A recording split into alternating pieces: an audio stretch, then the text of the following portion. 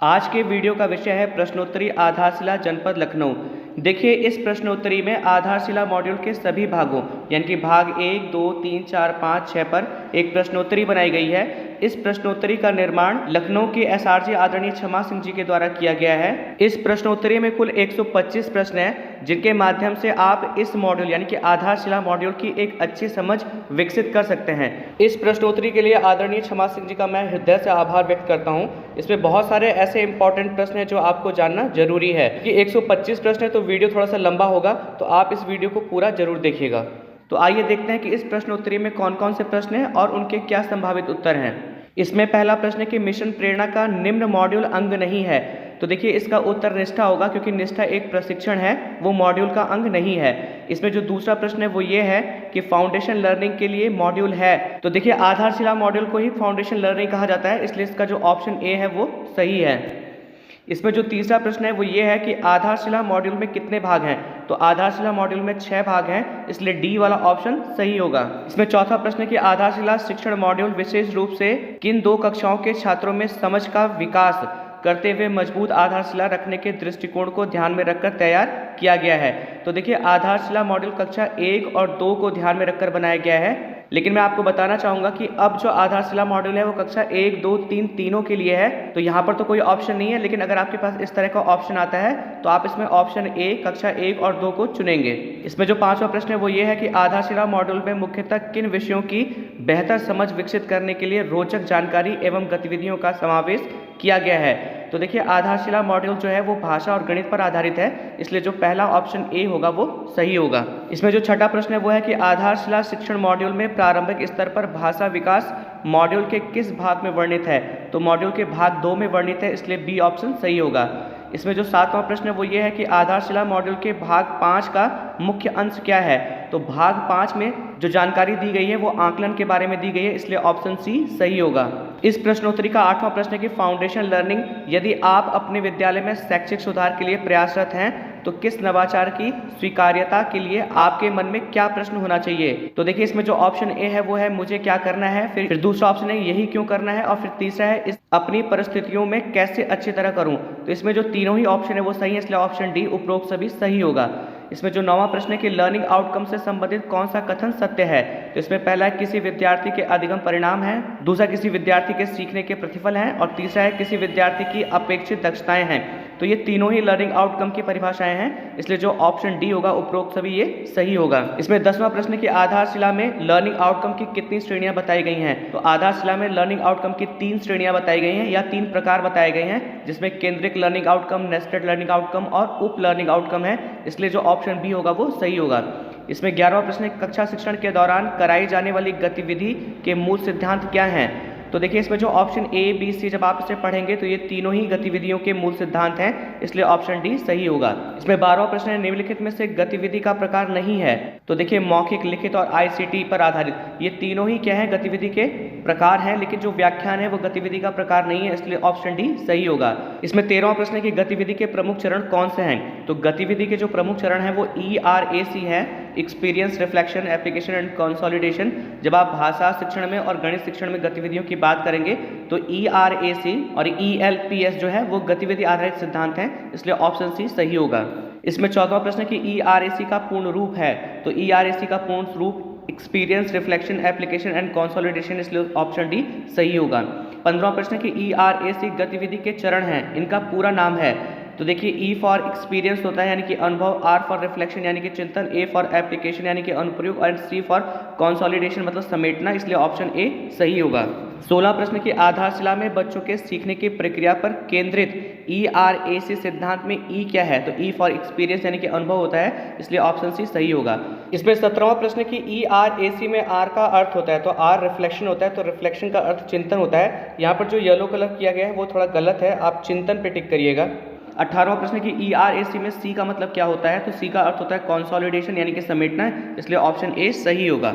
19वां प्रश्न कि भाषा विषय के शिक्षण के लिए प्रमुख केंद्रित लर्निंग आउटकम की संख्या कितनी है? तो भाषा विषय में शिक्षण के लिए जो प्रमुख केंद्रित लर्निंग आउटकम है उनकी संख्या 4 है, इसलिए ऑप्शन ए सही होगा। 20वां प्रश्न कि आरंभिक स्तर पर प्रमुख रूप से हिंदी भाषी कौशल कौन से हैं? तो LSRW यानी कि listening, speaking, reading and writing. तो इस तरह से जो होगा वो ऑप्शन ए सही होगा। भाषा विकास का सही क्रम क्या है? तो देखिए जो ऊपर LSRW हमने आपको बताया उसको हिंदी में अगर हम ट्रांसलेट करेंगे तो सुनना, बोलना, पढ़ना, लिखना, यानी कि जो ऑप्शन ए है वही भाषा विकास का सही क्रम है। इसमें 22वां प्रश्न है कि लर्निंग आउटकम भाषा विकास के किन 4 बुनियादी पहलुओं पर आधारित है? यहाँ पर यह भी लिखा गया कि आप एक से अधिक विकल्प चुन सकते हैं। तो इसमें ऑप्शन ए है सुनना और बोलना, फिर पढ़ना और लिखना, फिर भाषा संरचना और व्याकरण, और फिर कल्पना और सृजनशीलता। तो ये ऊपर के जो चारों ऑप्शन है वो सही हैं। यही क्या है कि भाषा विकास की 4 बुनियादी पहलू है, इसलिए ऑप्शन ई उपरोक्त सभी सही होगा। 23वां प्रश्न कि बच्चे दिए गए 2 चित्रों में अंतर स्पष्ट कर लेते हैं, यह उदाहरण है? तो यह उदाहरण नेस्टेड लर्निंग आउटकम का है, इसलिए ऑप्शन बी सही होगा। 24वां प्रश्न कि भाषा के लिए निम्नलिखित में से कौन सा केंद्रित फोकल लर्निंग आउटकम है? तो भाषा के लिए कल्पना और सृजनशीलता क्या है? केंद्रित लर्निंग आउटकम है, इसलिए ऑप्शन बी सही होगा। 25वां प्रश्न है कि गणित विषय के शिक्षण के लिए प्रमुख केंद्रित लर्निंग आउटकम की संख्या कितनी है? तो इनकी संख्या 5 है। ऊपर हमने आपको हिंदी का बताया था वो 4 है और गणित में 5 है, इसलिए ऑप्शन बी सही होगा। 26वां प्रश्न कि आरंभिक स्तर पर गणित सीखने का एक निश्चित क्रम कौन सा है? तो गणित के लिए जो गतिविधि आधारित शिक्षण सिद्धांत है वो ELPS है। E for experience, L for language, P for picture and S for symbol, इसलिए ऑप्शन डी सही होगा। 27वां प्रश्न कि ELPS क्या है? तो ELPS गणित सीखने का क्रम है, इसलिए ऑप्शन बी सही होगा। इसमें 28वां प्रश्न है कि गणित सीखने का निश्चित क्रम क्या है? तो गणित सीखने का जो निश्चित क्रम है हमने आपको ऊपर बताया ELPS, जब उसे हम हिंदी में ट्रांसलेट करेंगे तो E फॉर एक्सपीरियंस यानी कि अनुभव, L फॉर लैंग्वेज यानी कि भाषा, P फॉर पिक्चर यानी कि चित्र एंड S फॉर सिंबल यानी कि प्रतीक, इसलिए जो ऑप्शन बी होगा वो सही होगा। इसमें 29वां प्रश्न कि ELPS में P क्या है? तो P फॉर पिक्चर होता है, इसलिए डी ऑप्शन सही होगा। 30वां प्रश्न कि ELPS गणितीय अवधारणाओं की प्रकृति कैसी होती है? तो चक्रीय होती है, इसलिए डी ऑप्शन सही होगा। 31वां प्रश्न कि भाषा, गणित तथा परिवेशीय अध्ययन के लिए क्रमशः कितने केंद्रित लर्निंग आउटकम निर्धारित किए गए हैं? तो देखिए भाषा, गणित और परिवेशीय अध्ययन के लिए जो क्रमशः केंद्रित लर्निंग आउटकम की संख्या है वो क्रमशः 4, 5, 4 है, इसलिए जो सी ऑप्शन होगा वो सही होगा। 32वां प्रश्न की फाउंडेशन लर्निंग शिविर की अवधि कितने दिन की है? तो फाउंडेशन लर्निंग शिविर की जो अवधि है वो 50 कार्य दिवस की है, इसलिए ऑप्शन सी सही होगा। 33वां प्रश्न कि 50 दिवसीय फाउंडेशन लर्निंग शिविर में कक्षा शिक्षण के दौरान किन गतिविधियों को सम्मिलित किया जाना है? तो इसमें जो ऑप्शन ए है कि आधारशिला मॉडल में दी गई गतिविधियां, तो ये सही है। इसमें 34वां प्रश्न कि आधारशिला मॉडल के आधार पर शिक्षक को सर्वप्रथम कौन से कार्य करने हैं? तो इसमें जो ऑप्शन सी है कि बच्चों का आरंभिक परीक्षण करना है, जो आपको पता होगा कि ग्रुप A, B, C में डिवाइड करना है, जिसे आप पूर्व परीक्षण भी कहते हैं। तो इसके अकॉर्डिंग जो ऑप्शन सी है वो सही है। 35वां प्रश्न कि फाउंडेशन लर्निंग शिविर की समय सारणी कितने वादन है? तो इसमें 2 वादन है, एक भाषा के लिए, गणित के लिए, इसलिए ऑप्शन बी सही होगा। 36वां प्रश्न कि फाउंडेशन लर्निंग शिविर में दैनिक समय सारणी भाषा और गणित के लिए वादन का समय निर्धारित है, तो एक जो वादन होगा वो 90 मिनट का होगा, इसलिए ऑप्शन ए सही है। 37वां प्रश्न कि प्राथमिक स्तर पर समूह निर्धारण में समूह बी में आने वाले बच्चों के प्राप्तांक होंगे, तो जिन्होंने 16 से 20 तक के अंक प्राप्त किए हैं उन्हें समूह बी में रखा जाएगा, इसलिए ऑप्शन सी सही होगा। इसमें 38वां प्रश्न कि आधारभूत आकलन पत्र बनाने का सही समय है, तो आधारभूत आकलन पत्र बनाने का जो सही समय है वो सत्र के प्रारंभ है, इसलिए ऑप्शन ए सही होगा। इसमें 39वां प्रश्न कि आकलन पत्र कक्षा 3 से 5 में वस्तुनिष्ठ तथा आत्मनिष्ठ प्रश्नों की संख्या कितनी होगी? यानी कक्षा 3 से 5 तक जो आरंभिक परीक्षण होगा उसमें जो प्रश्नों की संख्या होगी, कितने ऑब्जेक्टिव और कितने सब्जेक्टिव होंगे, तो ऑब्जेक्टिव प्रश्न होंगे आपके 10 और सब्जेक्टिव होंगे आपके 5। और हमने आपको बताया था कि जो प्रत्येक प्रश्न है वो 3 अंक का होता है, तो इस हिसाब से जो 15 प्रश्न होंगे वो 45 अंक के होंगे। अगला प्रश्न यही है, देखिए कि प्रारंभिक स्तर पर आरंभिक परीक्षण प्रपत्र कितने पूर्णांक का होगा, तो 15 प्रश्न 3 अंक के होंगे, यानी कि 45 अंक का होगा, इसलिए ऑप्शन ए सही होगा। 41वां प्रश्न कि आरंभिक परीक्षण प्रपत्र में बोधात्मक प्रश्नों का प्रतिशत होगा, तो बोधात्मक प्रश्नों का जो प्रतिशत होगा वो 50% होगा, इसलिए ऑप्शन सी सही है। इसमें जो 42वां प्रश्न है कि कक्षा शिक्षण में बच्चों के आकलन का मुख्य आधार क्या है, तो बच्चों के आकलन का जो मुख्य आधार है वो है अपेक्षित लर्निंग आउटकम के सापेक्ष प्रगति, इसलिए ऑप्शन सी सही होगा। 43वां प्रश्न है कि कक्षा 1-2 में भाषा के लक्ष्य सभी बच्चों में सुनकर समझने का कौशल विकसित करना के सापेक्ष कौन सा आकलन संकेतक नहीं है, तो इसमें बच्चे अमात्रिक शब्द लिख लेते हैं, ये जो है वो आकलन संकेतक नहीं है, इसलिए ऑप्शन डी सही होगा। इसमें 44वां प्रश्न है कि सीखने के चक्रीय सिद्धांत में कौन सा चरण नहीं है। तो इसमें देखिए अनुभव, अनुप्रयोग, पढ़ना और चिंतन। तो पढ़ना नहीं है क्योंकि ERAC में आपका रीडिंग नहीं आता, पढ़ना नहीं आता, इसलिए जो यहाँ पर जो ऑप्शन सी है उसे सही करना होगा। इसमें 45वां प्रश्न है कि शिक्षण अधिगम चक्र क्रमशः है। तो देखिए रोचक प्रस्तावना, अभ्यास और आकलन ये सही क्रम है, इसलिए ऑप्शन डी सही होगा। देखिए 46वां प्रश्न है कि फाउंडेशन लर्निंग में बच्चों में कौन सा परिवर्तन परिलक्षित होता है। तो देखिए उसमें व्यवहारगत परिवर्तन, भाषा एवं गणित की समझ, मानवीय मूल्यों का ज्ञान, ये सभी परिवर्तन होते हैं, इसलिए जो ऑप्शन डी होगा उपरोक्त सभी ये सही होगा। इसमें जो 47वां प्रश्न है कि NLO से आप क्या समझते हैं। तो देखिए NLO की जो फुल फॉर्म है वो होता है नेस्टेड लर्निंग आउटकम, इसलिए जो ऑप्शन सी होगा वो सही होगा। 48वां प्रश्न है कि फोकल लर्निंग आउटकम के अंतर्गत सीधे तौर पर शिक्षण प्रक्रिया को दिशा देने पर तथा शिक्षण में सुधार की दृष्टि से विकसित किए गए लर्निंग आउटकम को क्या कहते हैं। तो उसे नेस्टेड लर्निंग आउटकम कहते हैं, इसलिए ऑप्शन बी सही होगा। देखिए इसमें 49वां प्रश्न है कि भाषा के पहलू हैं। तो यांत्रिक और भाव चिंतनात्मक ये दोनों ही पहलू होते हैं, इसलिए ऑप्शन सी दोनों सही होगा। इसमें 50वां प्रश्न है कि प्रत्येक बच्चे का सीखना सुनिश्चित हो इसके लिए आवश्यक है। तो इसके लिए बेहतर कक्षा प्रबंधन, बेहतर शिक्षण योजना, बच्चे का आकलन और मूल्यांकन ये सभी आवश्यक है, इसलिए जो डी ऑप्शन होगा उपरोक्त सभी ये सही होगा। 51वां प्रश्न है कि निम्नलिखित में से लेखन विकास की गतिविधि नहीं है। तो लेखन विकास की जो गतिविधि है वो यहाँ पर जो ऑप्शन डी है कि कक्षा में बहुत से चार्ट पोस्टर लगाना, ये नहीं है, इसलिए ऑप्शन डी सही होगा। 52वां प्रश्न है कि शिक्षण योजना के प्रारूप में क्या शामिल नहीं है।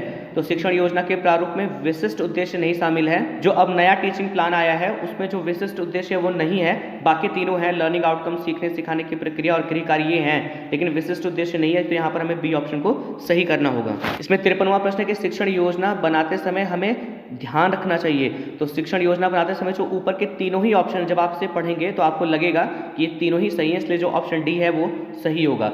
इसमें जो 54वां प्रश्न है कि कक्षा में होने वाली प्रक्रिया में मूल्यांकन का एक बड़ा हिस्सा है। तो मूल्यांकन का बड़ा हिस्सा अवलोकन होता है, इसलिए ऑप्शन सी सही होगा। 55वां प्रश्न है कि लर्निंग गैप्स को पहचानना और उन्हें दूर करना उद्देश्य है। तो ये आकलन और मूल्यांकन का उद्देश्य है, इसलिए ऑप्शन बी सही होगा। इसमें 56वां प्रश्न है कि बच्चों के क्रियाकलाप और गतिविधियों का रिकॉर्ड रखना आवश्यक है, जिससे बच्चों के संप्राप्ति स्तर का मूल्यांकन करने के साथ साथ अब यहाँ पर आपको भरना है का भी मूल्यांकन होता रहेगा। तो यहाँ पर देखिए शिक्षक का भी मूल्यांकन होता रहेगा, इसलिए यहाँ पर जो फिल इन द ब्लैंक्स है उसमें शिक्षक भरना होगा, इसलिए ऑप्शन बी सही होगा।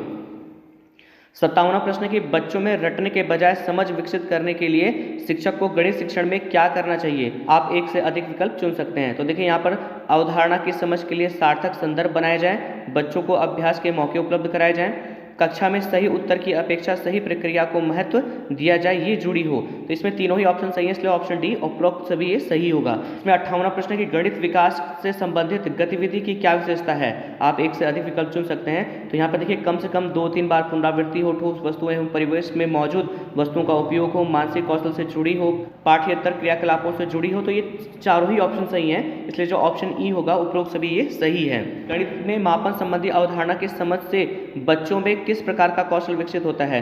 तो बच्चों में समय और मापन का जो कौशल है वो विकसित होता है, इसलिए ऑप्शन ए सही होगा। इसमें 60वां प्रश्न है कि बच्चे 10 तक के पहाड़े जानते हैं, यह आकलन संकेतक किस कक्षा से संबंधित है। तो ये कक्षा 3 से संबंधित है, इसलिए ऑप्शन बी सही होगा। 61वां प्रश्न है कि बच्चे संख्याओं का अभाज्य गुणनखंड कर लेते हैं, यह किस कक्षा हेतु आकलन कर सकते हैं। तो ये कक्षा 5 के लिए आकलन कर सकते हैं। इसमें 62वां प्रश्न है कि बच्चे निज अनुभवों, भावनाओं, कल्पनाओं को मौखिक या लिखित अभिव्यक्ति का रूप देते हैं, यह किस कक्षा के भाषा का लक्ष्य है। तो कक्षा 3 के भाषा का लक्ष्य है, इसलिए ऑप्शन ए सही होगा। 63वां प्रश्न है कि बच्चों में गुणा एवं भाग करने की समझ की दक्षता विकसित करना किस कक्षा का लक्ष्य है। तो ये कक्षा 3 का लक्ष्य है, इसलिए ऑप्शन बी सही होगा। इसमें 64वां प्रश्न कि फाउंडेशन लर्निंग आउटकम के साप्ताहिक कार्य योजना में भाषा की सम्मिलित कक्षा है। तो कक्षा 1-2 की सम्मिलित कक्षाएं हैं, इसलिए ऑप्शन ए सही होगा। 65वां प्रश्न कि कक्षा 2 के बच्चों में 2 अंकीय संख्याओं की समझ विकसित होने के आकलन संकेतक एक से अधिक विकल्प चुन सकते हैं। तो देखिए कक्षा 2 में 2 अंकीय संख्याओं का जो समझ है वो विकसित करने के लिए जो संकेतक हैं वो तीनों ही संकेतक हैं कि बच्चे 1 से 99 तक की संख्याओं को पहचान लेते हैं, बच्चे 1 से 99 तक की संख्याओं को सही लिख लेते हैं, बच्चे 2 अंकों की संख्याओं में इकाई दहाई को पहचानते हैं। तो ये तीनों ही ऑप्शन सही है, इसलिए ऑप्शन डी सही होगा। इसमें 66वां प्रश्न के मौखिक अभिव्यक्ति के मुख्य तत्व हैं, एक से अधिक विकल्प चुन सकते हैं। तो इसमें जो तीनों ही विकल्प हैं वो सही है, इसलिए ऑप्शन डी सही होगा। 68वां प्रश्न की प्रेरणा सूची गणित कक्षा 1 विषय में संख्याओं के समझ व गणितीय कार्यों के अंतर्गत दक्षता संख्याओं के मध्य रिक्त संख्याओं की पूर्ति कर लेते हैं, का एलो कोड है, इसका लर्निंग आउटकम कोड है M105, इसलिए ऑप्शन ए सही होगा। इसमें 69वां प्रश्न कि गणित किससे जुड़ने और जूझने का प्रयास है। तो इसमें जो ऑप्शन है वो है कि मूर्त और अमूर्त, पास और दूर, सरल और कठिन, तो तीनों ही सही है, इसलिए ऑप्शन डी उपरोक्त सभी सही होगा। 70वां प्रश्न कि बच्चों में गुणा एवं भाग करने की समझ की दक्षता विकसित करना किस कक्षा का लक्ष्य है। तो कक्षा 3 का लक्ष्य है, इसलिए ऑप्शन बी सही होगा। इस तरह का प्रश्न ऊपर भी आ चुका था। इसमें 71वां प्रश्न कि सही उत्तर की अपेक्षा अधिक महत्व किसे दिया जाना चाहिए। तो इसके लिए सही प्रक्रिया को अधिक महत्व दिया जाना चाहिए, तो ऑप्शन डी सही होगा। 72वां प्रश्न कि गाय का गोबर उठाने से तो स्कूल आना कहीं अच्छा है, यह मत है। तो यह मत बारबियाना का है, इसलिए ऑप्शन डी सही होगा। 73वां प्रश्न कि फाउंडेशन लर्निंग शिविर के प्रथम सप्ताह में आप किन लर्निंग आउटकम का चयन करेंगे। आप एक से अधिक विकल्प चुन सकते हैं। तो देखिए इसमें जो ऑप्शन ए और बी है कि बच्चे पाठ्य पुस्तक को बाएं से दाएं पलटते हैं और परिचित वस्तुओं व चित्रों का नाम बता लेते हैं, ये दोनों ही ऑप्शन सही हैं, इसीलिए यहाँ पर कहा गया था कि आप एक से अधिक विकल्पों को चुन सकते हैं। इसमें जो 74वां प्रश्न कि अभिभावकों तथा बच्चों की प्रगति की जानकारी देने का उद्देश्य क्या है। तो अभिभावकों तथा बच्चों की प्रगति की जानकारी देने का उद्देश्य घर पर पढ़ाई का उपयुक्त माहौल देने के लिए है, इसलिए ऑप्शन डी सही होगा। इसमें 75वां प्रश्न कि भाषीय और गणितीय कौशलों के आकलन रिकॉर्ड रखने का तरीका क्या है। आप एक से अधिक विकल्प चुन सकते हैं। तो इसमें जो ऑप्शन बी है कि बच्चों के आकलन का व्यक्तिगत रिकॉर्ड, और ऑप्शन जो डी है कक्षावार विषयवार संपूर्ण आकलन प्रपत्र, ये सही है, इसलिए ऑप्शन बी डी सही होगा। इसमें जो 76वां प्रश्न है कि गणित में मूल्यांकन के उद्देश्य क्या हैं। आप एक से अधिक विकल्प चुन सकते हैं। तो इसमें जो option A B C D है, जिसमें ए ऑप्शन है कि आगे के रणनीति और योजना का निर्माण, तो ये भी मूल्यांकन का उद्देश्य होता है। तो इस तरह जो बी सी डी है ये सभी क्या है, गणित में मूल्यांकन के उद्देश्य हैं, इसलिए ऑप्शन ई उपरोक्त सभी सही होगा। जो 77वां प्रश्न है कि शैक्षिक परिप्रेक्ष्य में संस्था के विकास के लिए किए गए सार्थक बदलावों के पहलू हैं। तो देखिए इसमें संबंध, प्रक्रिया, परिणाम, ये तीनों ही पहलू हैं, इसलिए जो ऑप्शन डी उपरोक्त सभी ये सही होगा। 78वां प्रश्न कि फाउंडेशन लर्निंग शिविर की साप्ताहिक कार्य योजना में गणित की कक्षा में शून्य की समझ विकसित करना कौन से सप्ताह का लक्ष्य है। तो जब आप साप्ताहिक कार्य योजना देखेंगे तो ये तृतीय सप्ताह की कार्य योजना है, इसलिए ऑप्शन बी सही होगा। इस तरह 79वां प्रश्न कि नकल करके पास होने से अच्छा फेल होना है, यह कथन किस पत्र में लिया गया है। तो यह बारबियाना स्कूल के बच्चों का अध्यापक के नाम पत्र है, वहां से लिया गया है, इसलिए ऑप्शन ए सही होगा। इसमें 80वां प्रश्न कि समय सारणी के अनुसार समूह सी के लिए प्रथम पीरियड के विषय हैं। तो इसमें प्रथम पीरियड में गणित पढ़ाई जाएगी, इसलिए ऑप्शन सी सही है। इसमें 81वां प्रश्न कि परिवेशीय अध्ययन शिक्षण का उद्देश्य है। तो इसमें जो ऑप्शन ए है कि परिवेश को समझना और उससे अपना संबंध समझ पाना, ये लग भी रहा है, तो ये ऑप्शन ए सही होगा। इसमें 82वां प्रश्न कि परिवेशीय अध्ययन के फोकल लर्निंग आउटकम हैं। तो इसमें जो ऑप्शन सी है कि बच्चे अपने बारे में, घर पड़ोस के बारे में, प्राकृतिक, भौगोलिक व सामाजिक अंतर संबंधों को खोजकर समझ पाते हैं, ये ऑप्शन सही है। इसमें 83वां प्रश्न कि परिवेशीय संसाधन, आप एक से अधिक विकल्प चुन सकते हैं। तो देखिए जो परिवेशीय संसाधन होते हैं वो स्थानीय स्तर पर उपलब्ध होते हैं, कम खर्च पर उपलब्ध होते हैं, छात्र उनको पहले से जानते हैं, तो इसमें ऑप्शन ए बी सी तीनों सही होंगे। इसमें 84वां प्रश्न की कक्षा में ऐसा माहौल है कि बच्चे बिना डरे अपनी बात कहते हैं, हो रही प्रक्रियाओं में भाग लेते हैं और कोई भी बच्चा छूटता नहीं है। इस सूचक के लिए पाया कि शिक्षक बच्चों को बोलने और भाग लेने के मौके देते हैं, लेकिन कुछ बच्चे बिल्कुल भाग नहीं ले रहे हैं, तो शिक्षक का स्व मूल्यांकन स्तर होगा। देखिए अगर बच्चे सभी भाग लेते तो स्व मूल्यांकन स्तर ए होता, लेकिन कुछ बच्चे भाग नहीं ले रहे हैं, तो जो शिक्षक का स्व मूल्यांकन स्तर होगा वो बी होगा, इसलिए ऑप्शन बी सही होगा। इसमें 85वां प्रश्न कि परिवेशीय अध्ययन शिक्षण के मानक ईटो कक्षा से बच्चों को अवलोकन के पर्याप्त मौके हैं और वे अवलोकनों का विश्लेषण करते हुए नतीजे तक पहुंचने की कोशिश करते हैं का सूचक सी है। तो इसमें जो ऑप्शन ए है कि पढ़ाने के दौरान कभी कभी शिक्षक कुछ अवलोकन करने के लिए कहते हैं, ये सही होगा। इसमें 86वां प्रश्न के शिक्षक प्रदर्शन सूचकों का विकास किया गया है। तो इसमें जो ऑप्शन बी है शिक्षक स्वयं अपने प्रदर्शन का आकलन कर सके और समय के साथ साथ सुधार कर सके, इसके लिए निर्माण किया गया है, इसलिए ऑप्शन बी सही होगा। इसमें 87वां प्रश्न है कि शिक्षक प्रदर्शन मानक और सूचक की 4 श्रेणियों में सम्मिलित नहीं है। तो कौन सा नहीं है इसमें, तो विज्ञान शिक्षण सम्मिलित नहीं है, इसलिए ऑप्शन सी को सही करना होगा। इसमें 88वां प्रश्न है कि शिक्षण प्रदर्शन मानक और सूचक की श्रेणी सामान्य शिक्षण विधि में सम्मिलित है। तो इसमें देखिए सहज संबंध एवं आकर्षक माहौल, गतिविधि आधारित शिक्षण की ओर प्रारंभिक कदम और सीखना सुनिश्चित करने की पहल, ये सभी हैं, इसलिए ऑप्शन डी उपरोक्त सभी सही होगा। इसमें 89वां प्रश्न है कि कक्षा प्रक्रियाओं में सुधार के लिए शिक्षक प्रदर्शन मानक और सूचक की श्रेणियां हैं। आप एक से अधिक विकल्प चुन सकते हैं। तो इसमें जो देखिए पहला ऑप्शन है कि सामान्य शिक्षण विधि, भाषा शिक्षण, गणित शिक्षण, परिवेशीय अध्ययन शिक्षण, ये तीनों ही शिक्षण विधियां हैं, इसलिए जो ऑप्शन डी उपरोक्त सभी ये सही होगा। 90वां प्रश्न है कि शिक्षक प्रदर्शन मानक के सूचकों के कितने स्तर हैं? तो ए बी सी डी 4 स्तर है, इसलिए ऑप्शन सी सही होगा। इसमें 91वां प्रश्न है कि शिक्षक के प्रदर्शन मानक सामान्य शिक्षण विधि के अंतर्गत सहज संबंध और आकर्षक माहौल का सूचक यदि यह है कि कुछ बच्चे बोल रहे हैं लेकिन कुछ समूह छूटे ही पड़े हैं, तो इस मानक पर शिक्षक का स्तर क्या है? तो इस स्तर पर जो शिक्षक का स्तर होगा वो सी होगा, इसलिए ऑप्शन बी सही है। इसमें 92वां प्रश्न है कि शिक्षक के प्रदर्शन मानक भाषा शिक्षण के अंतर्गत सूचक बच्चों को पुस्तकालय से पुस्तकें एक्शन सहित पढ़कर सुनाते हैं, चर्चा करते हैं, फिर स्वयं पढ़ने का मौका देते हैं के सापेक्ष यदि सूचक यह है कि पुस्तकालयों का उपयोग नहीं करते हैं, तो इस मानक पर शिक्षक का स्तर क्या होगा? देखिए, तो इस स्तर पर जो शिक्षक का मानक स्तर होगा वो डी होगा, इसलिए ऑप्शन सी सही होगा। 93वां प्रश्न की पाठ्यचर्या से जुड़े किन लर्निंग आउटकम का रिकॉर्ड रखना अधिक उचित होगा? तो देखिए इसमें जो फोकल लर्निंग आउटकम का जो रिकॉर्ड रखना उचित होगा, इसलिए ऑप्शन बी सही होगा। इसमें 94वें प्रश्न की कैलेंडर की समझ विकसित होने से बच्चों में कौन से कौशल विकसित होते हैं? तो देखिए इससे समय का बेहतर उपयोग का कौशल विकसित होता है, इसलिए ऑप्शन बी सही होगा। इसमें 95वां प्रश्न की हवा हवाई क्या है? तो हवा हवाई वर्ण पहचान में सहायक एक गतिविधि है, इसलिए ऑप्शन ए सही होगा।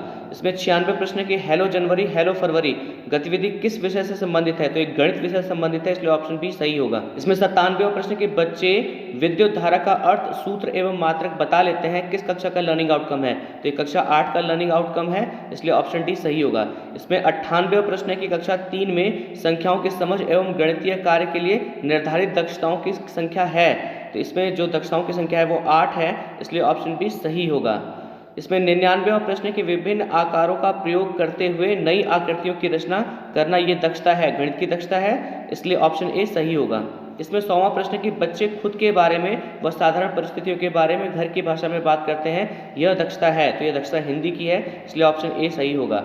इसमें 101वां प्रश्न कि बच्चे सम और विषम संख्याओं की पहचान कर लेते हैं, इसका एलो कोड और कक्षा क्या है? तो देखिए इसका जो एलो कोड है वो M304 है और ये कक्षा 3 से संबंधित है। इसमें 102वां प्रश्न कि M112 कोड से तात्पर्य है, तो इसका मतलब ये है कि गणित में कक्षा 1 की 12वीं दक्षता। तो देखिए यहाँ पर M1 का मतलब है कि ये कक्षा 1 की दक्षता है और लास्ट में जो 12 लिखा है तो इसका मतलब ये है कि कक्षा 1 की 12वीं दक्षता है। इस तरह 103वां प्रश्न कि H413 कोड का क्या तात्पर्य है? तो उसी तरह देखिए H4 का मतलब ये कक्षा 4 की दक्षता होगी और कौन सी दक्षता है? 13वीं दक्षता है। इसमें 104वां प्रश्न कि प्रथम ध्वनि पहचान के लिए एलो कोड निर्धारित किया गया है, तो प्रथम ध्वनि पहचान के लिए एलो कोड H106 है, इसलिए ऑप्शन सी सही होगा।